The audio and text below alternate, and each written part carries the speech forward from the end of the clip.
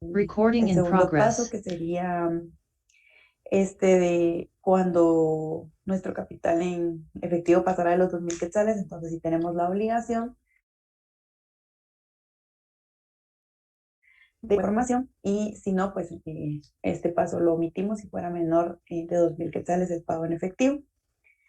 Nuestro tercer paso sería, pues usted como notario va a hacer el faccionamiento de la escritura pública de la constitución de la sociedad anónima, y usted también como notario va a hacer el acta notarial de nombramiento del representante legal.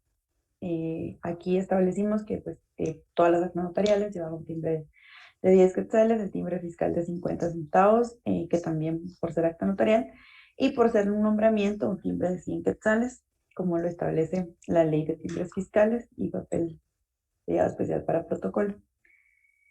Posteriormente, pues emite el testimonio de la escritura pública. Cubre un impuesto fiscal de 250 quetzales y siempre los 50. Como siguiente paso, pues vamos a presentar nuestro expediente en el registro mercantil, en un folder de tamaño oficio, ya sea presencial, y hablamos también de que lo podíamos hacer a través de minegocio.gt. Ahora ya tenemos una modalidad electrónica para hacer nuestra inscripción de sociedad anónima. Se va a presentar la solicitud de inscripción de sociedades, que fue el formulario que vimos el día martes. Este formulario usted entra a la página del registro mercantil y en solicitudes ahí puede descargar ese formulario. Usted lo llena todos los datos, lo descarga, lo firma y ese sería su formulario de solicitud. Al expediente le va a adjuntar los pagos de los respectivos aranceles del registro mercantil. Hablamos que cuando el capital autorizado no excedía de los 499.900, aquí me conviene, 999, solamente vamos a pagar 30 quetzales porque nos elaboren el edicto, 200 quetzales para que nos publiquen el edicto. Esto se hace en la página electrónica del registro mercantil, ¿verdad? Y 20 centavos por cada hoja de cada libro que usted autorice. Y hablamos de que si el capital autorizado excedía de 500.000, son 500.000 o más, entonces ya el registro mercantil nos fija una arancelía. Este es un ejemplo que hicimos. Aquí ya no nos exoneran estos pagos. Estos dos pagos no los exoneran cuando es menor de 499.999, pero acá ya nos lo cobran. El registro mercantil establece un arancel de 150 quetzales por el nombramiento que vamos a inscribir, 100 quetzales por la empresa que vamos a inscribir. Obviamente aquí pagamos también los 30 quetzales para que elaboren el edicto, 200 quetzales para la publicación del edicto, 20 centavos por cada hoja que vamos a autorizar. En este caso sería, si usted como notario va a presentar el expediente, pues sería su copia de DPI y su DPI original. El testimonio de la escritura pública de la constitución de la sociedad anónima y el duplicado de la misma. El acta notarial de nombramiento, el original y la copia. Les decía que ahora pues usted lleva el original, el testimonio original y el acta notarial de nombramiento original, únicamente le corroboran y lo confrontan con la copia, porque ahora en ese momento le devuelven a usted sus originales, ellos se quedan únicamente con los documentos originales y posteriormente se lo devuelven. Si todo estuviera calificado de forma correcta, este expediente va a ser remitido al delegado de la SAT, porque se recuerdan que en el formulario también había una parte de datos contables que yo les decía que eso es de total sugerencia que esos espacios sean llenados por un contador o por el auditor que se va a encargar de la contabilidad de la empresa, a menos de que usted tenga, como notario, también tenga conocimientos contables, pues usted también lo podría asesorar, ¿verdad? Hay abogados que tal vez fueron contables, ejercieron como contadores anteriormente, y pues se les haría también asesorar en ese aspecto, ¿verdad? Pero si no, de sugerencia que lo haga el contador o el auditor de la empresa. Eh, si se rechazara por lo califica el departamento jurídico, ¿verdad? Y si encuentran que hay algún error que se puede subsanar, entonces le van a dar un plazo de 5 días. Aquí se me olvidó decirles que usted subsana el error, ¿verdad? El previo, y vuelve a ingresar el expediente. Entonces, el registro mercantil le cobra un arancel de 25 quetzales para reingresar el expediente. Ya no tiene que volver a pagar los 30 quetzales del edicto, los 200 de la publicación. Eso ya no lo tiene que volver a pagar, ¿verdad? Obviamente presenta las mismas boletas en el reingreso de su expediente, presenta las mismas boletas de todo lo que ya pagó, solo que le suma una boleta más de 25 quetzales por reingreso del expediente, ¿verdad? Si no está de acuerdo con el previo que le dieron, entonces usted puede plantear un incidente de reclamo. Esto está establecido en el documento. Y si, bueno, si ya todo está bien, entonces posteriormente pues se da la inscripción, ya inscrita la sociedad, entonces se va a publicar el edicto que le cobraron los 30 quetzales de la hecha y los 200 de la publicación en la página del registro mercantil, en el área de edictos. Y esto para verificar, esto se queda, se publica por si alguna otra sociedad se puede sentir afectada o alguna persona individual o alguien se siente afectado con la inscripción de su sociedad. Si alguien se siente afectado únicamente por la denominación social, entonces puede,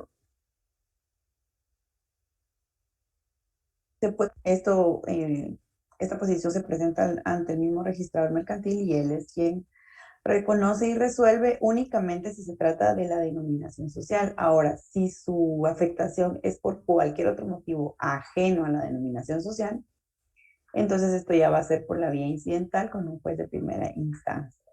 Estos serían como los eh, inconvenientes que se pueden dar. Claro que esperaríamos que esto no sucediera porque recordemos, por ejemplo, que la denominación social puede ser expectativa antes de iniciar la inscripción de la sociedad, porque de esta forma pues nos estamos asegurando de que sí estamos respetando el principio de exclusividad, entonces no tendríamos por qué tener esta oposición al momento de publicar el edicto, ¿verdad? Aquí sería, me voy a ver a qué router estoy conectada, ay sí, estoy.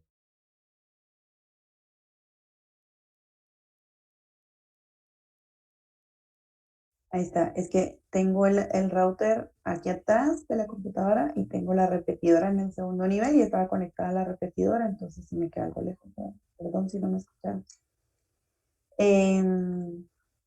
Bueno, como les decía, esta afectación pues no tendría por qué darse, porque usted ya hizo su búsqueda retrospectiva al inicio. Así que estos serían los inconvenientes que se le podrían dar. Al igual que este rechazo, pues sería uno de los inconvenientes, pero nada que no se pueda arreglar, ¿verdad? Eh, y como último paso, entonces ya pasó el tiempo de la publicación, nadie se vio afectada, nadie se opuso, nadie planteó un incidente, ni una oposición, nada, entonces ya su SA está inscrita y ¿qué le va a entregar el registro mercantil? Le va a entregar la razón de sociedad, ahí donde va a constar, ¿verdad? Que fue inscrita mediante escritura pública tal, en la fecha tal, con un plazo de vigencia, o como recordamos que las podemos constituir con plazo establecido o de forma indefinida. La mayoría se constituyen con plazo indefinido, entonces ahí va a decir que es un plazo indefinido, que es bajo qué número quedó inscrita, folio y bajo qué libro. Eh, es una hojita nada más donde está como el resumen de su inscripción de su sociedad. Le va a entregar el registro mercantil una razón de inscripción de nombramiento del representante legal. De igual forma, ¿verdad? Aquí va a decir que es una hojita también, una hojita simple, donde está el resumen, donde dice que se creó por medio del acta notarial faccionada por la notaria tal, en fecha tal, con un plazo, por ejemplo, de 3 años y quedó inscrito bajo el número tal, folio tal. Esto era la constancia del RTU. Esto es porque como recordemos que pasa por la calificación de SAT, entonces aquí también tenemos nuestra constancia del registro tributario unificado y nos va a dar las patentes de sociedad y de empresa. La de sociedad, cuando nos la entregan, le tenemos que adherir 200 quetzales en timbres fiscales, 2 timbres de 100. Y la patente de empresa, pues 50 quetzales, perdón, de timbres fiscales. Esto antes se lo entregaban físico. Ahora, aunque usted haga la entrega física del expediente, le van a enviar las razones para que usted las imprima. Yo siempre sugiero que no se imprime una hoja de papel bond, ¿verdad? Porque es su razón y son sus razones de inscripción. Entonces, por lo menos unas hojitas más duraderas, ¿verdad? Y ya solo hay que ir después, posteriormente, al registro mercantil a que se le adhiere un timbre de 50 centavos a cada razón y necesitamos que el registro mercantil nos selle los timbres de la razón de sociedad, de la razón de inscripción y de las patentes. De igual forma, si se hiciera de forma electrónica, les comentaba que pues ahora ya existe esa modalidad, usted lo escanea todo, absolutamente todo lo manda escaneado y cuando ya el registro le envía un correo y le dice como, ok, todo está bien, debe presentarse a presentar los documentos físicos, ¿verdad? Entonces, en ese caso, pues sí se ahorra como el inicio del trámite presencial, pero de todas formas al final pues hay que llevar los documentos físicos para que ellos le dan como una última revisión y posteriormente pues ya le entregan también, le envían sus razones para que usted las descargue, a menos de que usted tuviera firma electrónica, entonces ahí sí envía todo, absolutamente todo en PDF y firmado, todas las hojas de forma electrónica y ahí no tiene que llevar ya nada físico, ¿verdad? Ya nunca le tiene que llevar los documentos físicos, lo único por lo que tiene que ir es para que le sellen los timbres que le adhirió a estas razones. Entonces, la verdad es que eso de la inscripción electrónica sí está muy bueno y si uno tiene firma está súper, que ya no tiene uno que ir. Bueno, tendría que ir tal vez solo a hacer su búsqueda retrospectiva. Tengo entendido que creo que ya se pasan en línea, pero la verdad es que no sé si les estoy mintiendo, porque nunca lo he intentado. Uy. Pero este sería entonces el trámite. Les comentaba, ¿verdad? Que sí, también el registro mercantil tiene, yo creo que si vean, es que creo inscripción, ya, yo creo que tiene como los pasos. Sí, tal vez no, obviamente pues no va a tener como ya vieron, es que hasta el chip para su tarea les estoy dando, por Dios. Lo único es que aquí no tienen los fundamentos, ¿verdad? Pero también aquí pues hay un esquemita que el propio mercantil tiene entre sus formularios, entre sus documentos, como tienen todos los trámites realmente, tienen así como pasito por pasito, todos los trámites. Eh, bueno, entonces con la SA ahí estamos, espero que hayan apuntado a los fundamentos y no les va a tocar, porque ya vieron que su esquemita del registro mercantil no los tiene. Ok, ya con esto estamos. ¿Qué más? Ah, ya me acordé. Ok, vamos a, eh, vamos a ver fusión, transformación y liquidación de sociedades. Vamos a iniciar por la fusión de sociedades. ¿Qué es la fusión de sociedades? Bueno, consiste en la unión de dos o más sociedades, ya sea por absorción o por integración. Esto lo vamos a encontrar en nuestro código de comercio. Yo le pongo COCO como para abreviarlo, pero ya saben que es el código de comercio.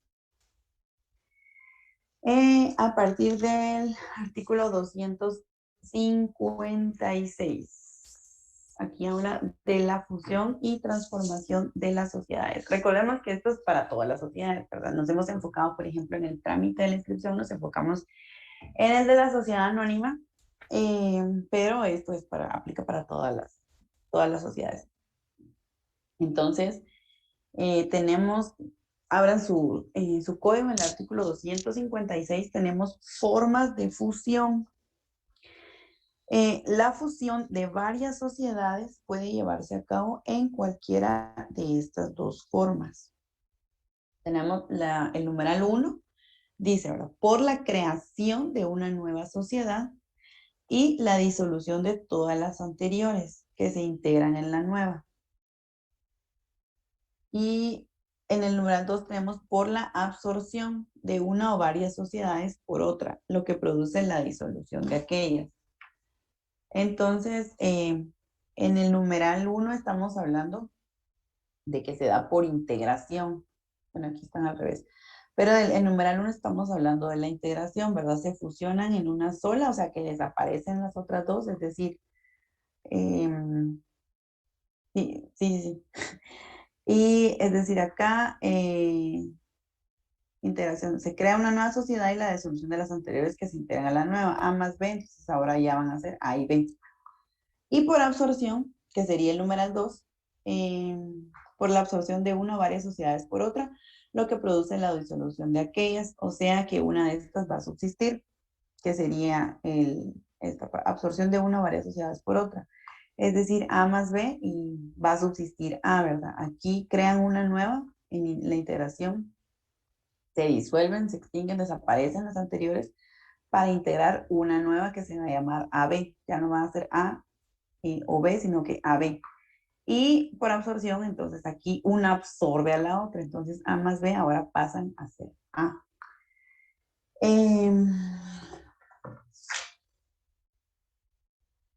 Continuando con el artículo, tenemos, en todo caso, la nueva sociedad o aquella que ha absorbido a las otras adquiere los derechos y obligaciones de las sociedades disueltas. ¿Qué efectos va a tener la fusión de las sociedades? Pues que se va a extinguir una o se van a extinguir varias sociedades, pero se va a dar la transmisión del patrimonio social y los socios van a pasar a ser parte de la nueva sociedad.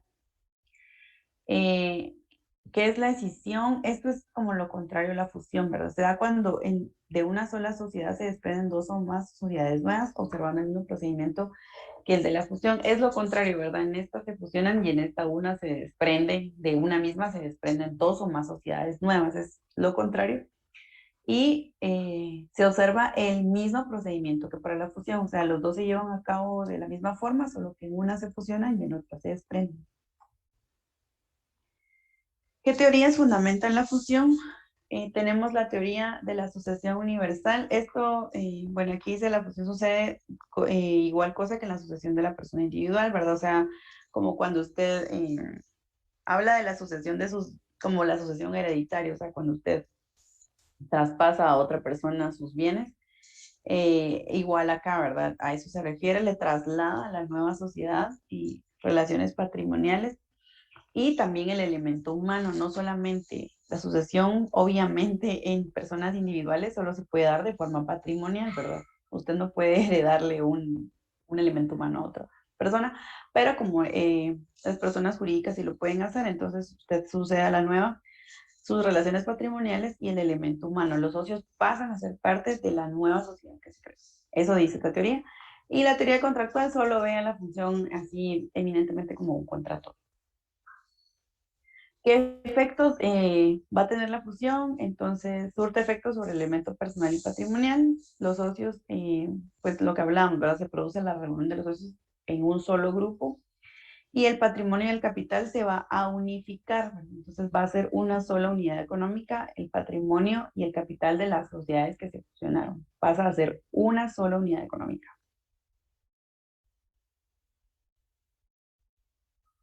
Miren, el procedimiento de la fusión, pues obviamente si lo vemos registralmente hay un trámite en el registro mercantil también, como el trámite, por ejemplo, que acabamos de ver de la inscripción, ¿verdad? Es un trámite extenso, pero este está resumido en cómo lo está establecido, cómo está establecido en la ley.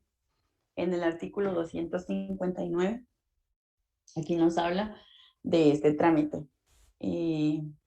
Resolución e inscripción. La fusión deberá ser resuelta por el órgano correspondiente a cada una de las sociedades en la forma y término que determine su escritura social, que estaríamos acá, ¿verdad? Es un acto unilateral de voluntad, cada sociedad resuelve fusionarse. Pues esta es una decisión que se va a tomar en una asamblea general extraordinaria. Recordemos que las ordinarias eran para los giros ordinarios, la vida cotidiana de la sociedad, pero obviamente fusionarse con otras sociedades no está dentro de su giro comercial, dentro de su día a día, ¿verdad? Entonces, este es un punto que va a ser resuelto en una asamblea general extraordinaria. Segundo, tenemos los acuerdos de fusión deben inscribirse en el registro mercantil, siendo título suficiente para ello actas notariales en las que se transcriba lo acordado por cada sociedad. Entonces, pues lo que se acuerda en esta sociedad se va a transcribir en un acta notarial y esta pues se va a inscribir en el registro mercantil como paso número 3. Hecho el registro, deberán publicarse conjuntamente los acuerdos de fusión y el último balance general de las sociedades, obviamente las que se van a fusionar, en el diario oficial. Y bueno, esto del diario oficial, recordemos que ya no es el diario oficial, sino que es el sistema de publicaciones electrónicas del registro mercantil. Por 3 veces en el término de 15 días, ¿verdad? Entonces, después de la publicación, ya en el artículo 260 estaría el paso número 4. Plazo para autorizar la escritura. La fusión no podrá llevarse a cabo antes de transcurridos 2 meses contados desde la última publicación de los acuerdos que menciona el artículo anterior. Y hasta ese entonces se podrá otorgar la correspondiente escritura pública. Pues vamos a leerlo hasta ahí. Entonces, aquí estaría como resumido los pasos para que se lleve a cabo la fusión. Claro que, pues es como les digo, ¿verdad? Hay un trámite más específico en si lo quieren, o sea, como, así de específico como está el de la SA, pero no nos vamos a entrar en ese trámite porque ahorita creo que con el que se aprenden el de la sociedad anónima, no nos vamos a meter a que se aprendan todos estos trámites. Porque aparte tampoco son, o sea, sí los pueden llegar a ver en la práctica, pero sí se pueden llegar a dar, pero no es como un procedimiento tan común o tan del día a día como inscribir una sociedad. Bueno, posteriormente tenemos la transformación. Esto está en el artículo 262, creo que no se ve por esto. Bueno, pero sí no sé.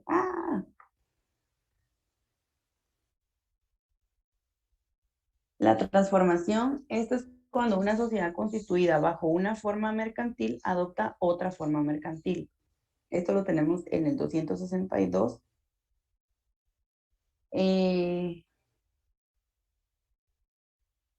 Vamos a ver quién está aquí primero. Alex Reyes, ¿nos puede leer, por favor, el artículo 262?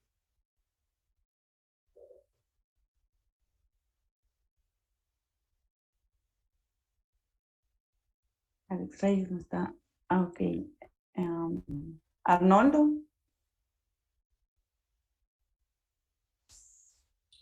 Buenas noches, licenciada.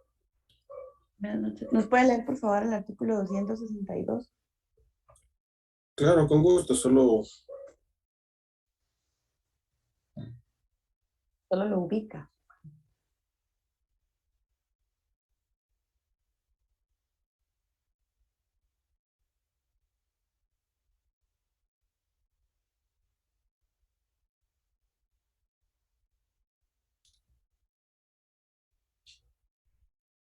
artículo 262. Transformación. Las sociedades constituidas conforme a este código pueden transformarse en cualquier otra clase de sociedad mercantil. La sociedad transformada mantiene la misma personalidad jurídica de la sociedad original.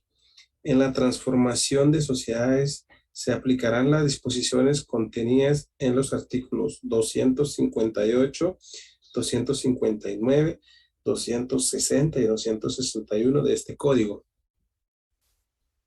Ok, gracias. Entonces, bueno, ya vemos que la transformación es de, por ejemplo, de una sociedad colectiva, quiere transformarse en una sociedad de responsabilidad limitada, o sea, a eso se refiere, ¿verdad? Que va a adoptar otra forma mercantil, va a mantener la personalidad jurídica, esa no la va a perder, y nos manda la ley a que vamos a aplicar los mismos procedimientos que en la fusión, y aquí también la responsabilidad pues eh, no cesa ni con la fusión ni con la transformación, ¿verdad?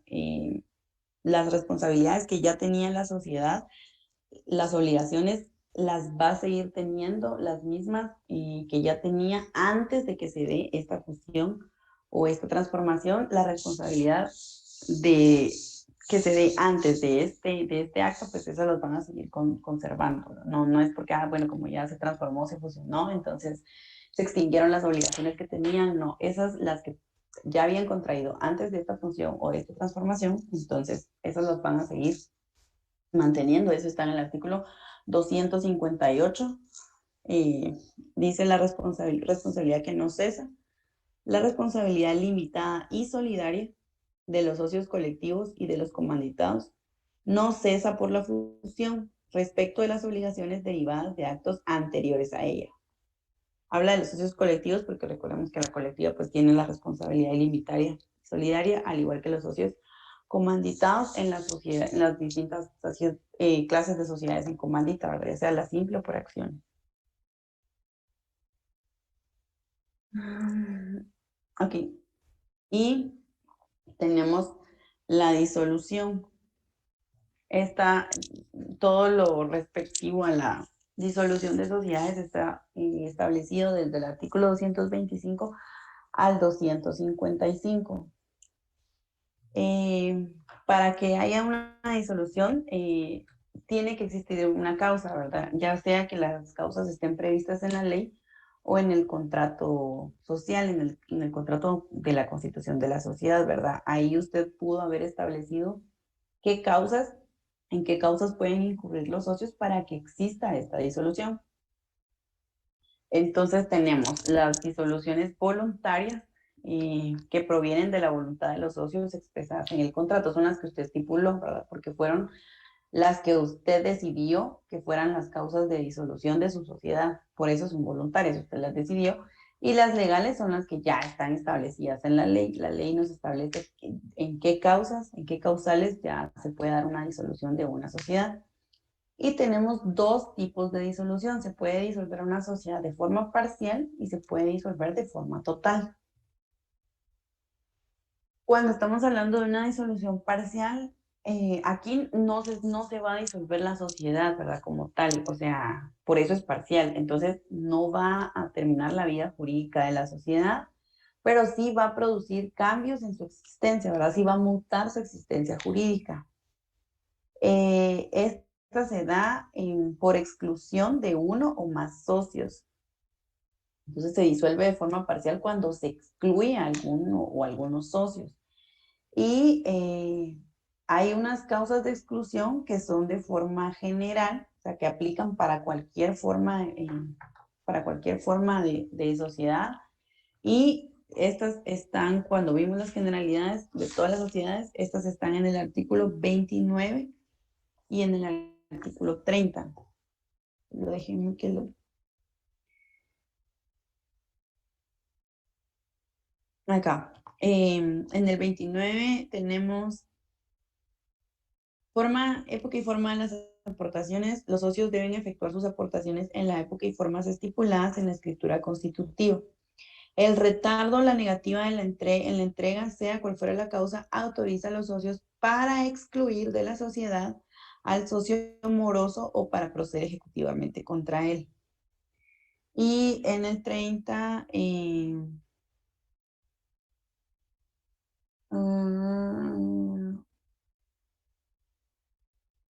creo que no era eso. Vamos a ver, en las sociedades las obligaciones sociales están por todos los bienes.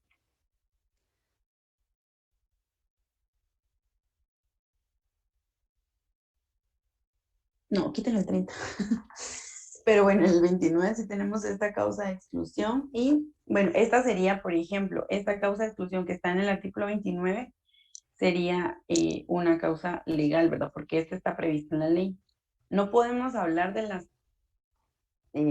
por ejemplo, de las voluntarias porque tendríamos que tener un contrato de una constitución de sociedad para saber, por ejemplo, qué causas de disolución establecieron los socios. Entonces, pues vemos únicamente las previstas en la ley porque son como las genéricas. En el artículo 226 hay otro ejemplo. Aquí están la mayoría de, bueno, esto estamos hablando, estos también son generales, tenemos causas de exclusión.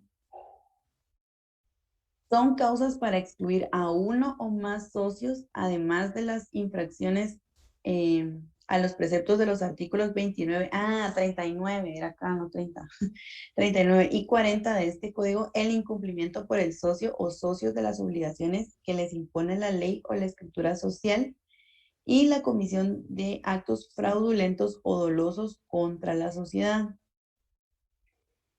Son causas para la exclusión de uno o más socios. En las sociedades no accionadas, aquí está hablando de las sociedades no accionadas, uno, la condena por falsedad o por delito contra la propiedad.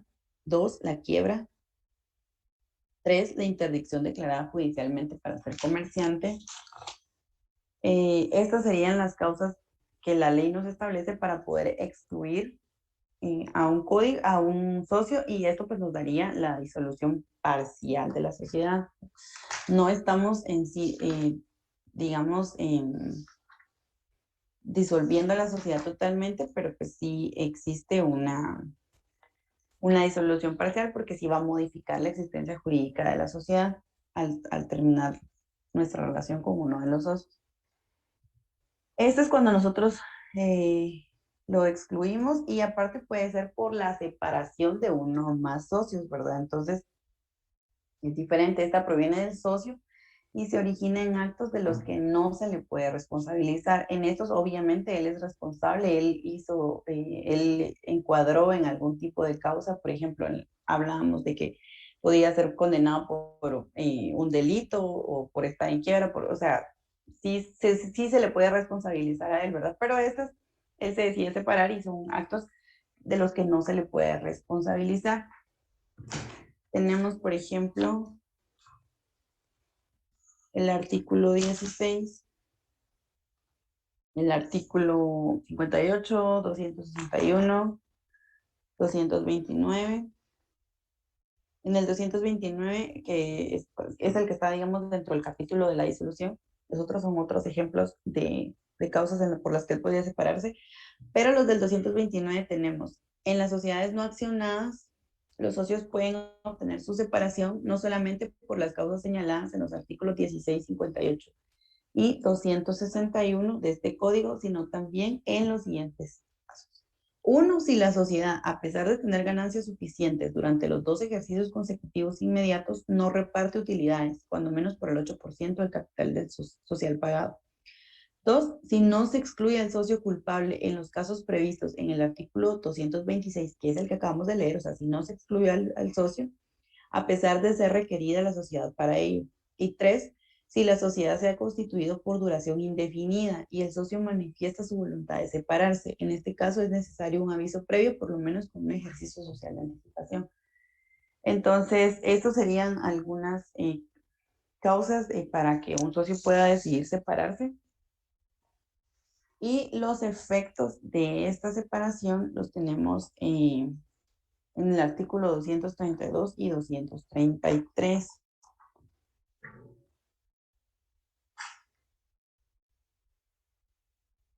Bueno, aquí está, bueno, el 232, la responsabilidad del socio excluido o separado.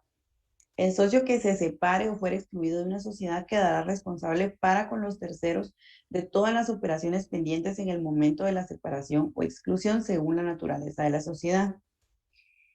Esto es como lo que hablábamos hace un ratito, por ejemplo, con las fusiones o transformaciones, ¿verdad? Que van a seguir teniendo las responsabilidades de las obligaciones contraídas antes de ese acto.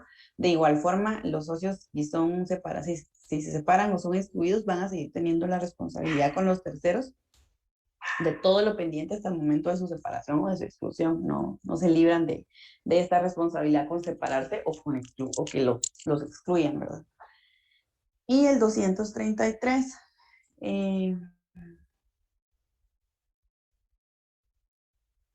Carolina Estrada, no sé si nos puede leer el 233, por favor.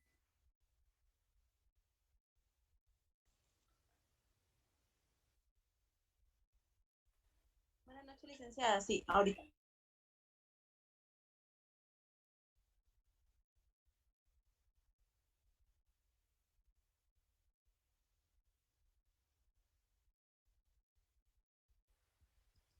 Artículo 233. Retención de capital.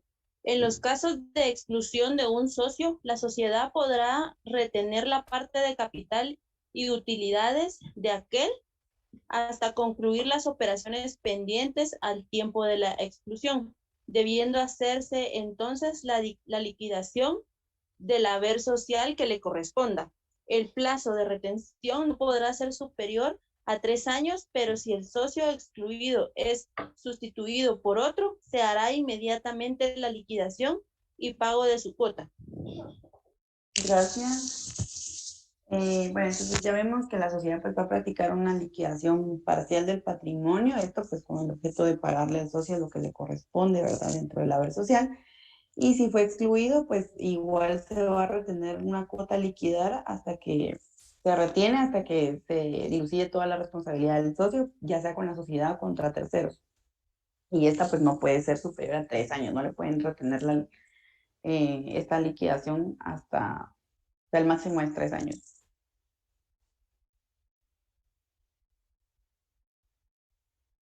Y bueno, como hablamos de que la disolución pues podía ser parcial y total, parcial cuando se excluye a un socio y cuando se separa un socio, ¿verdad? Aquí dijimos que no terminaba con la vida jurídica de la sociedad, aquí subsiste, únicamente pues va a sufrir mutaciones, pero también tenemos la liquidación total.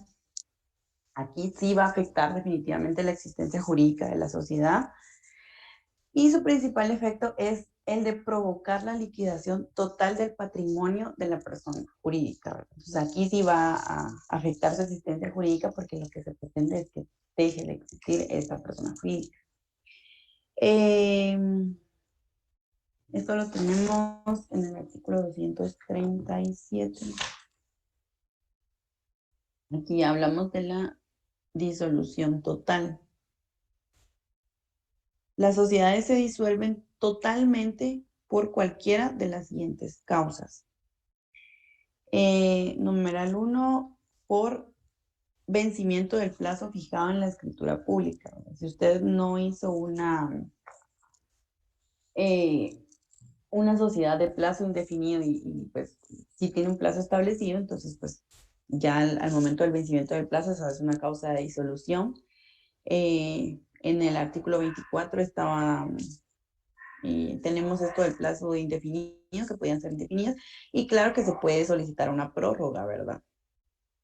Y se puede formalizar una prórroga, pero si ya usted ya no quiere que su sociedad continúe, entonces esta es una causa para disolverla. 2, imposibilidad de seguir realizando el objeto principal de la sociedad o por quedar este consumado. 3, resolución de los socios tomada en Junta General o Asamblea General Extraordinaria. Aquí otra vez habla de la extraordinaria porque esto no es de la vida cotidiana de la sociedad, por eso es Asamblea Extraordinaria. Pérdida de más del 60% del capital pagado. Reunión de las acciones o las aportaciones de una sociedad en una sola persona, excepto las sociedades de emprendimiento. Exceptúan a las sociedades de emprendimiento porque recordemos que es la única sociedad unilateral, ¿verdad? Es la única que acepta que esté conformada por una sola persona. Las otras 5 formas, pues no, son todos o más personas, entonces no pueden quedar una sola persona en una de los otros 5 tipos de sociedad, únicamente en las de emprendimiento. 6, las previstas en la escritura social, si usted al momento de constituir la sociedad, pues los socios establecieron algunas causales de disolución, entonces también nos podemos ir a la escritura. Y 7, en los casos específicamente determinados por la ley. Por ejemplo, si hubiera una sociedad con un fin ilícito, pues entonces se va a disolver, ¿verdad? Porque eso está determinado por la ley. O, por ejemplo, lo que acabamos de hablar hace un momento de la fusión de sociedades, cuando se fusionan y se extinguen dos sociedades para crear una nueva. Esa extinción, o sea, previo a fusionarse, tuvieron que haberse disuelto, ¿verdad? De forma total. Esa podría ser un ejemplo. Primero se disuelven, se liquidan totalmente y para poder ya fusionarse. Tenemos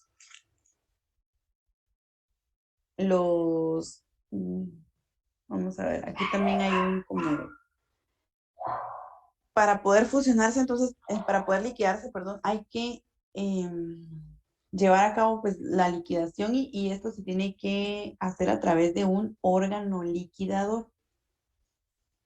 Esto lo encontramos a partir del artículo 241 y tenemos, se va a conservar la personalidad jurídica de la sociedad mientras está en liquidación, pero aquí nos establece el 241. Disuelta la sociedad entrará en liquidación, pero conservará su personalidad jurídica hasta que aquella se concluye y durante ese tiempo deberá añadir a su denominación o razón social las palabras en liquidación. El término para liquidación no excederá de 1 año y cuando transcurra este sin que se hubiere concluido, cualquiera de los socios o de los acreedores podrá pedir al juez de primera instancia de lo civil que fije un término prudencial para concluirla, quien previo conocimiento de causa lo acordará así. Entonces va a seguir conservando la personalidad jurídica, pero le vamos a añadir a nuestra denominación o razón social, depende del tipo de sociedad que sea, en liquidación.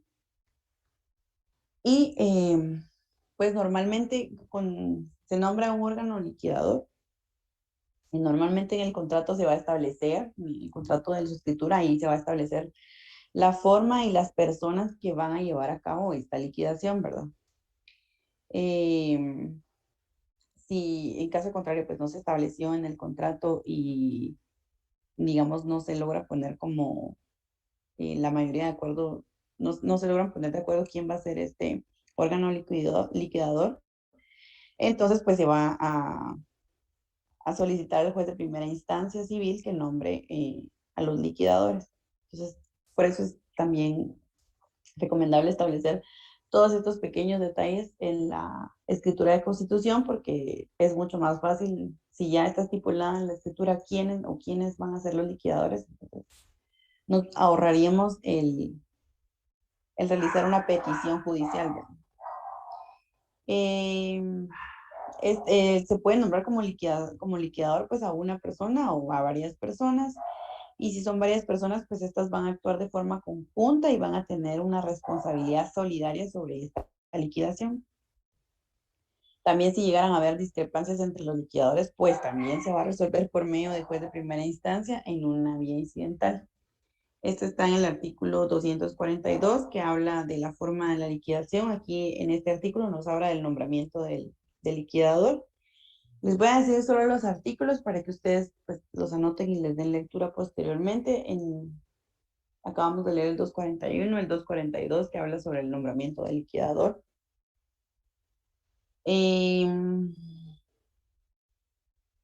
Bueno, aquí está todo el trámite realmente. Tenemos las atribuciones que va a tener el liquidador. Eso está en el 247 y nos dice que los liquidadores van a tener las siguientes atribuciones. Representar legalmente a la sociedad judicial y extrajudicialmente. Por el hecho de su nombramiento quedan autorizados para representarla judicialmente con todas las facultades especiales pertinentes que estatúe la ley de organismo judicial. Recordemos que esa ley nos habla de los mandatarios judiciales. La ley de organismo judicial dice qué atribuciones tienen los mandatarios judiciales. 2, concluir operaciones pendientes al tiempo de la disolución, exigir la cuenta de su administración a cualquiera que haya manejado interés de la sociedad, liquidar y pagar las deudas de la sociedad, cobrar los créditos activos, percibir su importe, cancelar gravámenes que les garanticen y otorguen los correspondientes finiquitos, Bueno, aquí son 12 atribuciones. Estas están establecidas en el 247.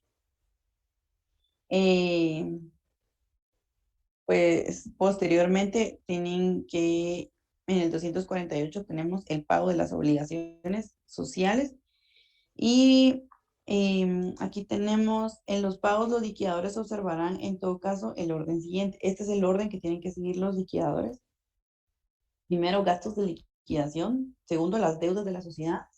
Y tercero, los aportes de los socios. Cuarto, las utilidades, ¿verdad? Este orden no lo establece la ley, entonces no podemos cambiar el orden. Y esto sería entonces la liquidación de las sociedades. Tenemos entonces, vimos que existe una fusión, una transformación y la disolución que puede ser de forma parcial cuando se excluye un socio o cuando se separa un socio y pues la liquidación total cuando efectivamente pues ya va a desaparecer la vida jurídica de la sociedad, ¿verdad? Y cada una de estas tiene un trámite podríamos decir, de inscripción en el registro mercantil. No los vamos a entrar a ver de lleno porque realmente estaría muy cargado que se aprendieran todos los trámites. Y pues no es como del giro ordinario de una sociedad, ¿verdad? Hablamos que en todas de las asambleas extraordinarias, que estas decisiones se toman en asambleas o juntas extraordinarias, porque no son giros ordinarios de la sociedad. Y recuérdense que las asambleas extraordinarias son las que se inscriben en el registro mercantil. Estas actas de asamblea extraordinaria se inscriben en el registro mercantil. Hay otro tema. Yo quería que entráramos hoy a la ley de la DIACO, que les había dicho que la trajeran, pero yo creo que no nos va a dar tiempo porque hasta ahí entraría en su segunda parcial. Y sería como verla súper rápido, porque tenemos este sí se los voy a pasar así, les voy a pasar este Word. Hice un resumen de como lo más importante de cada uno de estos porque, bueno, igual el código tampoco es que nos dé muchos conceptos acerca de los auxiliares de los comerciantes. Pero, bueno, tenemos a los auxiliares de los comerciantes. Estas son personas que actúan en nombre ajeno, ¿verdad? O sea, no con fines de lucro y se dedican a una actividad mercantil.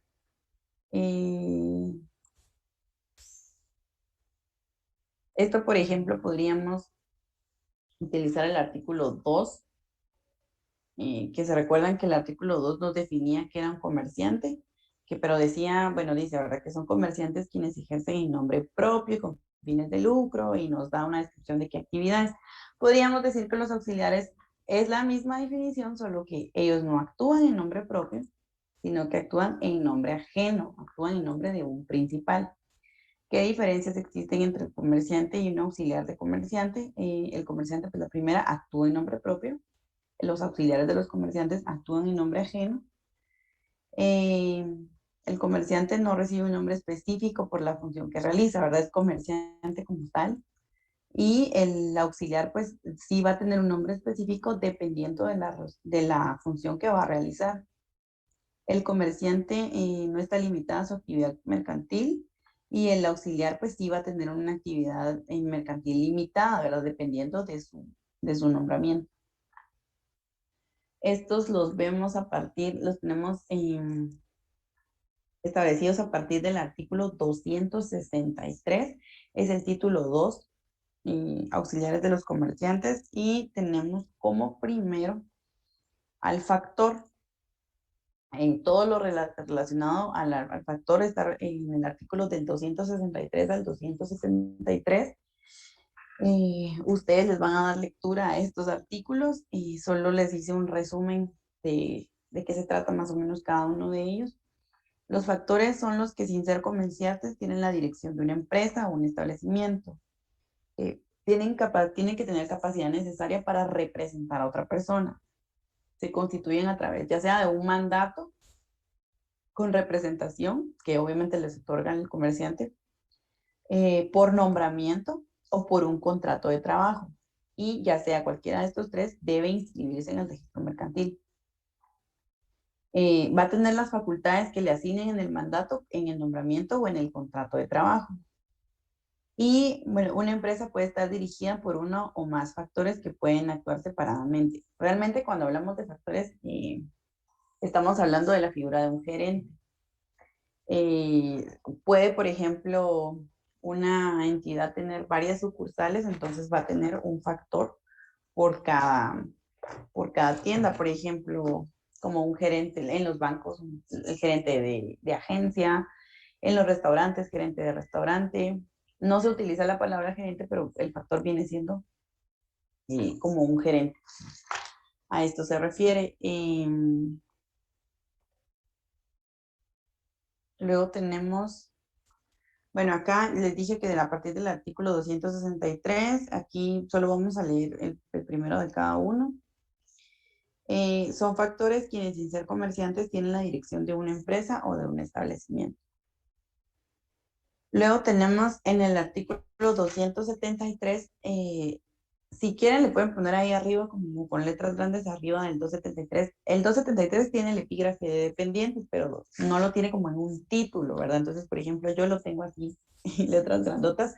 Yo le hice mi título dependientes porque no, para diferenciar dónde inicia el siguiente auxiliar. Esto está en el artículo 273. Son dependientes quienes desempeñan constantemente alguna o algunas gestiones propias del tráfico de una empresa o establecimiento por cuenta y en nombre del propietario de estos.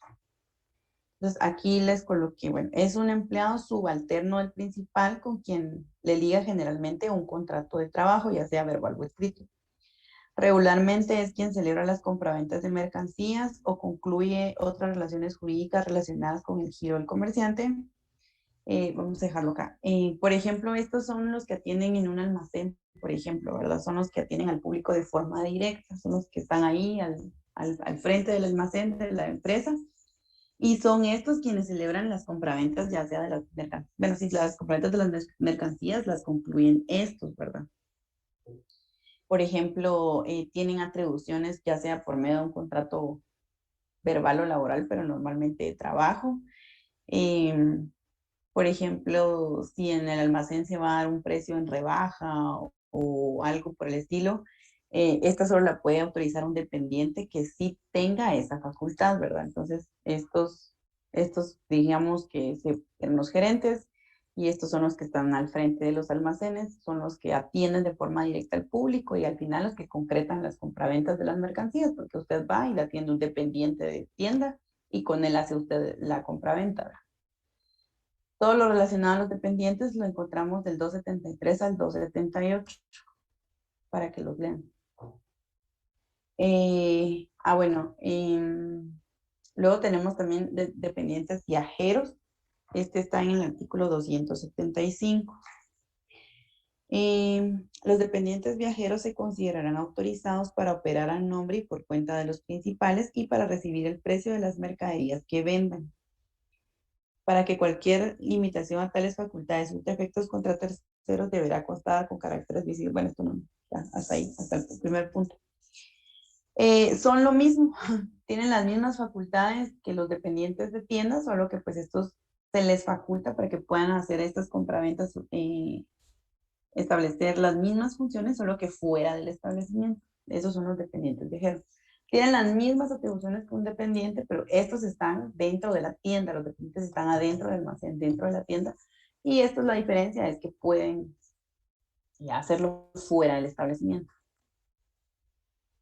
Luego tenemos agentes de comercio, estos están regulados del 280 al 291, y para que le den una leída. El 280 dice: son agentes de comercio las personas que actúan de modo permanente en relación con uno o varios principales, promoviendo contratos mercantiles o celebrándolos en nombre y por cuenta de aquellos. Los agentes de comercio pueden ser: 1, dependientes y actúan por orden y cuenta del principal, forman parte de su empresa y están ligados a este por una relación de carácter laboral. 2, independientes y actúan por medio de su propia empresa y están ligados con el principal por un contrato mercantil, contrato de agencia. Ok, entonces tenemos acá que actúan de modo permanente en relación con uno o varios comercios, promoviendo contratos mercantiles o celebrándolos en nombre y por cuenta de estos. Tenemos dependientes que actúan por orden del comerciante, forman parte de su empresa y se ligan por una relación laboral, o sea, le ayudan a conseguir clientes al principal, pero le ayudan a conseguir clientes porque ese es su trabajo, porque los liga a una relación laboral. Y los independientes, estos actúan por medio de su propia empresa y se ligan al comerciante por medio de un contrato de agencia. Eso quiere decir que yo como comerciante a otra empresa para que ésta me ayude a celebrar negocios y por cada negocio yo le voy a pagar alguna tarifa pues que ellos manejen. Aquí yo le pago un sueldo, ¿verdad? Para que ese es su trabajo, conseguir clientes. Y en independientes pues yo le estoy pagando a una empresa la tarifa que ellos manejen para que me ayuden a conseguir clientes o a celebrar negocios.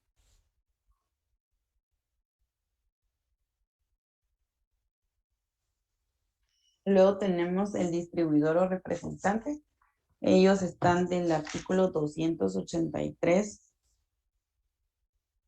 al ¿qué? 291.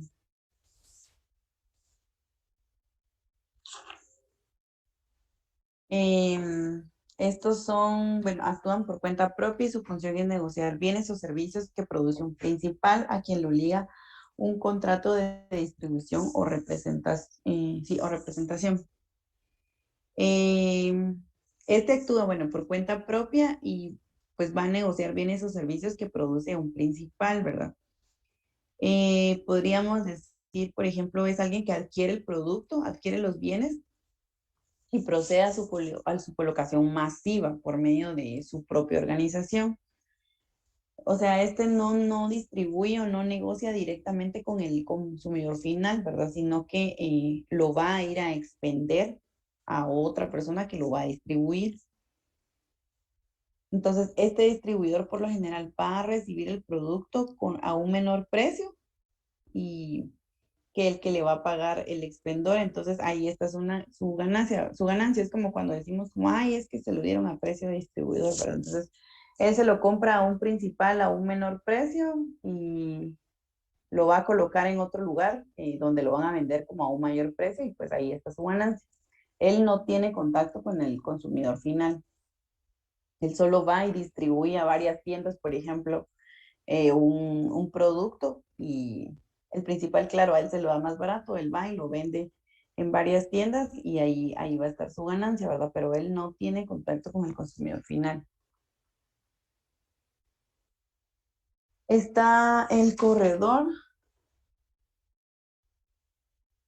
Este está en el artículo 292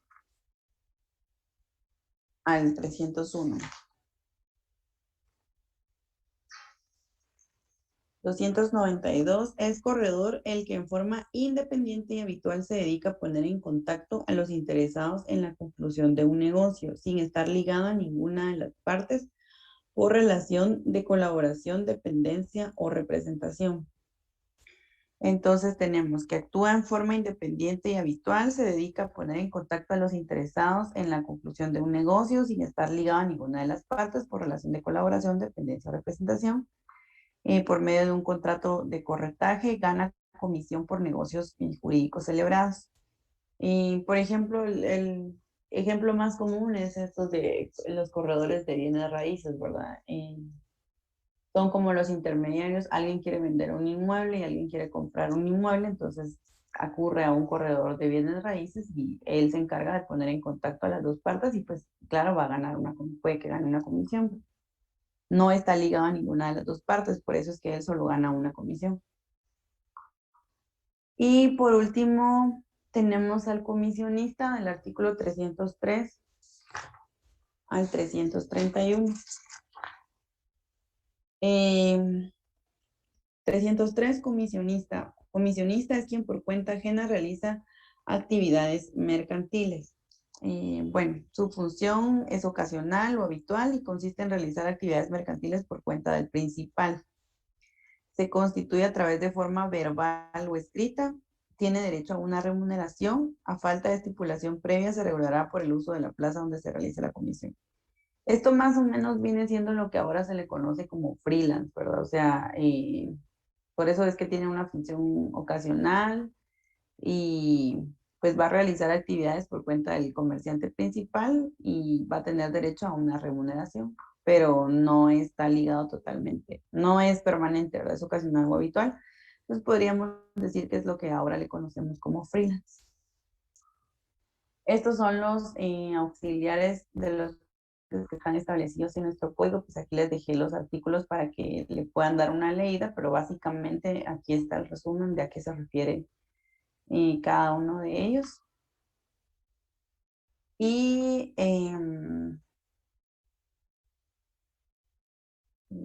bueno, respecto a la tarea que les dije que realmente es más para que la pongan en práctica, para que ustedes practiquen, ¿verdad? Porque la forma como de que uno practique algo es como repitiéndolo o escribiéndolo o pensándolo. Entonces ya hasta les di el chivo de dónde lo pueden sacar si no tomaron nota. Eh, quiero que me hagan, les voy a dar un ejemplo acá. Miren, y es que hasta esto les voy a dar yo de verdad, les voy a hacer la tarea.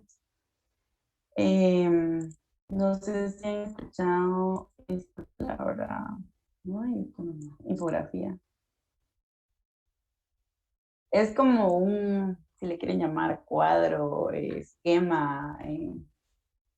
Lo que quiero es que me hagan los pasos ordenados del trámite para la inscripción de una sociedad.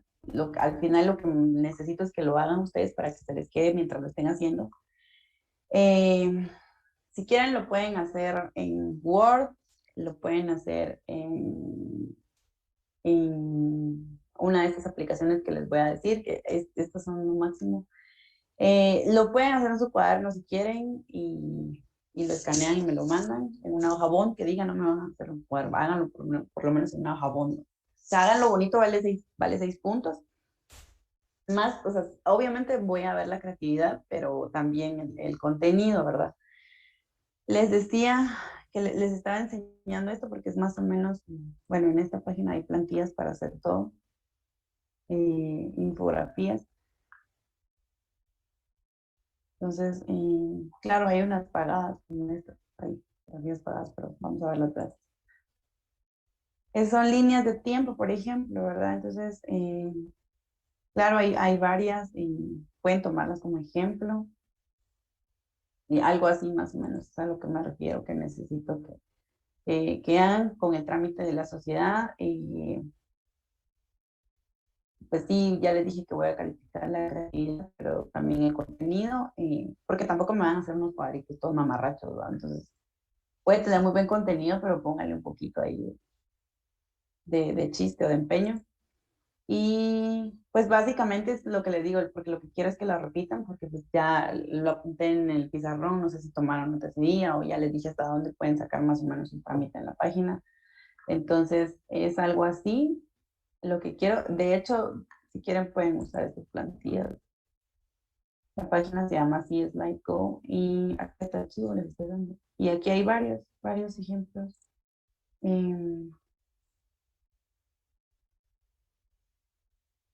Para que ustedes lo hagan así. Y ya les dije que pues esto tiene un valor de 6 puntos porque son los 4 puntos de su laboratorio que no he calificado. Y déjenme ver si una vez les puedo mandar por aquí en el chat el cuadrito este de los auxiliares. Vamos a ver. Yo creo que sí se puede. Vamos a poner archivos aquí, ¿no? Ahí sí está. Ahí está. Envió. Ya llegó, ¿verdad? Sí. Ahí está este cuadrito. Ay, hoy sí les voy a subir las últimas 2 presentaciones que me faltan. Con ese cuadrito, pues si se pueden leer los artículos de los auxiliares de comercio, igual de la disolución y eso, pues estaría bien que los leyeran, pero pues básicamente en este cuadro les resumí lo que necesitan saber de los auxiliares de los comerciantes. Ya no vamos a dar la ley de la DIACO porque son las 8:20 y solo la veríamos como a la carrera, entonces hasta acá entraría El cuadro está aquí en el chat, Carolina. No sé. Pero de todos modos lo voy a subir al Classroom por los que no se conectaron. Hasta aquí entraría entonces el examen parcial. ¿Hasta dónde entró la vez pasada? Bueno, yo creo que ahorita sería las 5, básicamente son las 5, 6 sociedades. El cuadrito, creo que el cuadrito les puede ayudar mucho para estudiar. Luego estará como la sociedad anónima, que fue lo que más vimos. El capital, las asambleas, el quórum y el trámite de la inscripción. Esto sería el contenido del segundo parcial. Bueno, esto último de la disolución, la fusión y los auxiliares. Espero que les vaya muy bien en sus parciales, no solo en el mío, sino en todos. Estudien un montón, pues no vamos a tener clases 2 semanas. Así que nos vamos a ver que hasta el 19, no, sí, hasta el 19 de octubre, oh my God. Nos vemos entonces hasta el 19 de octubre. Ahora sí, para el 19, si traen la ley de la DIACO, con esa vamos a empezar. Yo quería que se entrara en este parcial, pero definitivamente ya no nos dio tiempo. Dice, sí, la tarea, la fecha de la tarea, vamos a dejarlos hasta el domingo. Miren, si es bien viernes, bien sábado, tienen domingo. Hasta el domingo, hasta las 12 de la noche, tienen para subirme al Classroom el esquemita que me vayan a hacer. Lo pueden hacer en Word, lo pueden hacer en esas plantillas, pero me lo mandan en PDF si lo van a hacer en una hoja bond, si lo quieren hacer a mano, o sea, como ustedes lo van a querer hacer. Tienen hasta el domingo a las 12 de la medianoche, 12 en punto, para enviarme la tarea. Vale 6 puntos, entonces ahí lo hacen bonito y le ponen la información, que también es lo más importante, ¿verdad? Cristian, el cuadrito está aquí en el chat, búsquelo por ahí arribita. Ahí está el cuadrito de los auxiliares. De todas formas, lo voy a subir todo al Classroom porque hay gente que no se conectó. Entonces, nos veríamos el día, ¿qué? 19. Ahí le ponen su nombre a su trabajo, a su tarea. Bueno, pero si lo suben al Classroom, voy a ver quién lo sube. Pero de todas formas, pónganle el nombre porque cuando estoy calificando tengo que estar viendo quién. No aparece, no les aparece el cuadrito. Pues a mí me parece que ya está subido correctamente. Sí, bueno, ok, ya. Pues. Entonces, ahí estamos, muchos éxitos, estudien mucho para todos sus exámenes, muchos éxitos a todos en sus 2 semanas de parciales, que todo les salga muy bien. Nos vemos el día 19 de octubre y lo más probable es que voy a calificar todo junto con su parcial, su laboratorio y su tarea para subirles la nota final sobre 40. Sí, me faltan 2 diapositivas, las voy a subir de una vez al Classroom, que sería la de la semana antepasada, creo, la del capital y eso creo que fue, no me acuerdo, y la de hoy,